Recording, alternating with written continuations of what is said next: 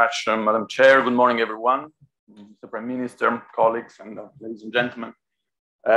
First of all, big thanks to the organizers of this conference for organizing it to start with, because I think it's very important, as it was just said by other speakers, and also for inviting the European Union, of course, and for providing us the opportunity to say a few words at the start of it.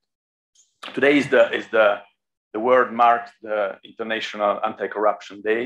It's a day which aims at raising awareness of corruption, about corruption, and the impact that corruption has on our society. As it was said before, we will be talking today about Montenegro mainly, obviously, but corruption goes through borders, knows no borders, and no country is free from it. You heard examples from other countries that have gone through that, and again, this is an international scourge, as it was said. Overall, corruption damages our society, the core of our society. It weakens our institutions, also because it erodes the trust the citizens have in those institutions. And it finds its way to infiltrate education, public procurement, health, recruitment in the public sector, and many, many other fields. Practices of corruption are obviously very difficult to eradicate. We are all aware about that. We're discussing about methodologies and practices today. And also we know, because we have written in our reports for many years that, and I think there is a little bit of an agreement on that, that in Montenegro, corruption remains prevalent in many areas. The problem is complex. However, the complexity of the problem should not discourage the state institutions from fighting effectively against it, or at least trying to do so. What is it that we need? I think the word transparency was mentioned by the Prime Minister, by colleagues, and I think that's a key word. We need accountable decision makers. We need transparent and strong institutions. We need policies that need to be shaped, however, needs to be implemented with transparency and under public scrutiny. And we need an environment which encourages journalists, civil society organizations, citizens to speak up freely, to report corruption without fear of any negative consequences. This, in a word, is transparency, and it's also the implementation of rule of law. And I will come back to that very briefly.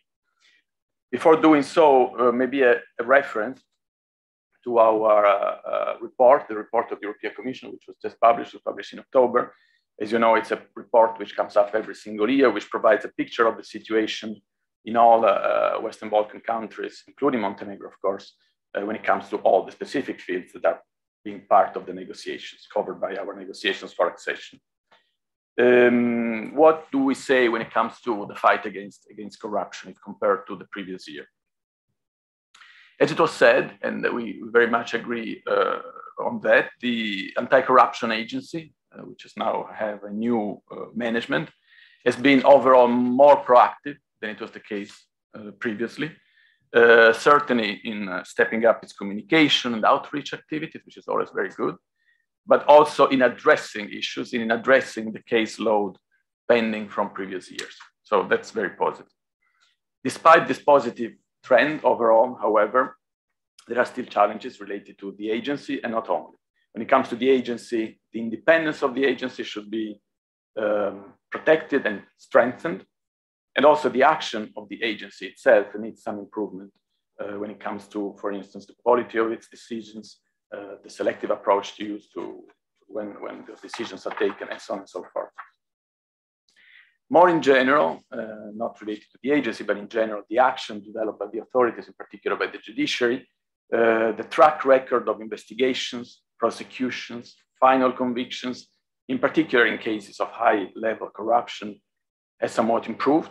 There are some signs of improvement, but very much remains to be done and very much remains to be consolidated in this area. And also, as the Italian ambassador pointed in particular, the importance of seizures and confiscation. This is crucial.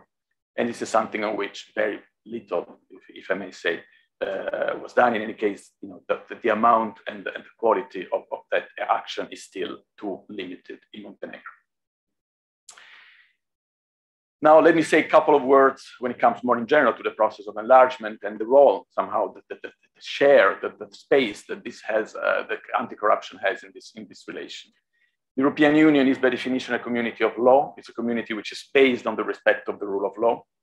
And obviously the fight against corruption is part and parcel of a properly functioning rule of law. And therefore, by definition, it lies at the heart of the Montenegro EU path and the EU process of negotiations and the EU process of eventually becoming a member state in the future. So we need, in order to move on this process, we need a clear, irreversible progress also on reforms, on anti-corruption and everything else which is laid out in what we call, as you know, chapter 23 and chapter 24 of the accession negotiations. So progress in that area is absolutely crucial and is a precondition for progress on the overall path of Montenegro. The challenges that are ahead of us in the area of anti-corruption needs to be tackled forcefully with a clear commitment of the authorities and involvement of all the relevant stakeholders.